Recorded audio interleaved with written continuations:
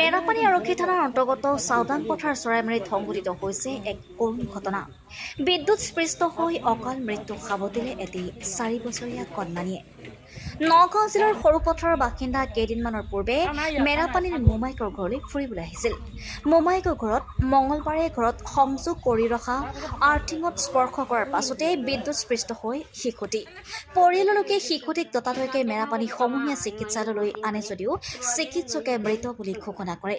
ঘটনাৰ সন্দৰ্ভত আৰক্ষী আৰু দণ্ডাধীশ উপস্থিত হৈ শিশুটিৰ মৃতদেহ মৰণোত্তৰ পৰীক্ষাৰ বাবে প্ৰেৰণ কৰিছে। গৈ তাৰপিছতে মাকক খুজিলে বেড খাম বুলি ক'লে। তাৰপিছতে বেড খাই চোলা তোলা পিন্ধাই পেলাই চাঙতে শু বুলি ক'লে, শুলেহি। তাৰপিছত আকৌ কি মন গ'ল, গিলাচ এটা লৈ বাহিৰলৈ চকীখন লৈ পেলাই ওলাই লমাৰি আহিলে নহয়।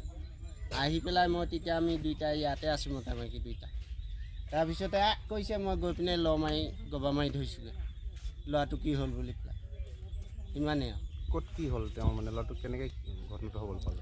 হ'বলৈ পালে মানে ভিতৰৰ পৰা ওলাই আহিলে। তেওঁ এই তাঁৰটোত চকীত উঠোঁতে তাঁৰটোত ধৰি কাৰেণ্ট আছিলে? কাৰেণ্ট আছিলে, কাৰেণ্টটো আছিলে। আপোনাৰ কি হয়? নাতি হয়। নাতি হয়। কোন জেগা আছিলে তেওঁলোকৰ সৰু পথাৰ নগাঁও। আপোনাক ফুৰিবলৈ আহিছিলে? ফুৰিবলৈ আহিছিলে, মোৰ যি ন। কোন কোন আহিছিলে ফুৰিবলৈ? ফুৰিবলৈ আহিছিলে। কোন কোন আহিছিলে ফুৰিবলৈ? অকল মাকে আৰু ল'ৰাই আহিছে, নাতি আহিছে। এতিয়া আপোনাৰ নাতি ঢুকালে? ঢুকালে। 6টা বজাত আমি মাক পিতাই উঠি ব্ৰাছ কৰিলোঁ। কৰি সি হাগিব লাগিলে বুলি ক'লে। মই ভৰি হাত ধুৱাই কৰি ব্ৰাছ কৰি এনেকৈ এইখিনিত ভৰি হাতকেইটা ধুৱাই দিলোঁ। তাৰপিছত ঘৰৰ ভিতৰলৈ লৈ গ'লোঁ। মই বোলো বিস্কুট দিম বন খাওঁ বুলি ক'লে। ফটখনতে উলটি আহি এইখিনিত চকীখনত বহি কেনেকৈ কি হ'ল, এবাৰহে মাতিলে। দৌৰি আহি মই নেপালোহিয়ে, বাবা চিঞৰিলোঁ। দৌৰি আহি নেপালোহিয়ে, ল'ৰা একেবাৰে চেঁচেই, একেবাৰে চকু তকু একেবাৰে। ক'ৰবাত স্পৰ্শ কৰিলে? কাৰেণ্টত স্পৰ্শ কৰিলে? সেয়া কাৰেণ্টটোতে ধৰিলে, আচাৰ মাৰি দিলে সপায়।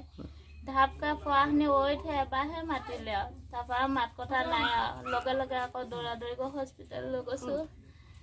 হস্পিটেলত হেৰি কৰিলে, অক্সিজেন দিলে, কয় বোলে আৰু নহ'ব। আপুনি ইয়াত ফুৰিবলৈ আহিছিলে? ফুৰিবলৈ আহিছিলোঁ। কিমান দিন হ'ল অহা আপোনাৰ? 25 তাৰিখে আহিছিলোঁ। 25 তাৰিখে 14 তাৰিখে বাপেক আহিব, নিবহি, যাম বুলি ৰৈ আছিলোঁ। সিও ঘৰলৈ ফোন কৰি থাকে, কয় মই বহুত দিনৰ পাছত আহিম, চবকে ফোন কৰি থাকে।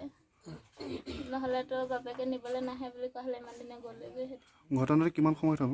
6টামান বাজিছিলে। তেতিয়া শুই উঠি আমি আহিছিলোঁ, সেই ব্ৰাছ কৰি হাতমতেই ভৰি হাত মোহাৰি কৰি মই ঘৰৰ ভিতৰলৈ লৈ গৈছিলোঁ হ'লে বিস্কুট দিম বুলি। সি উলটি আহি এইখিনিত আহি এইবোৰ ঘটনা কৰিছে।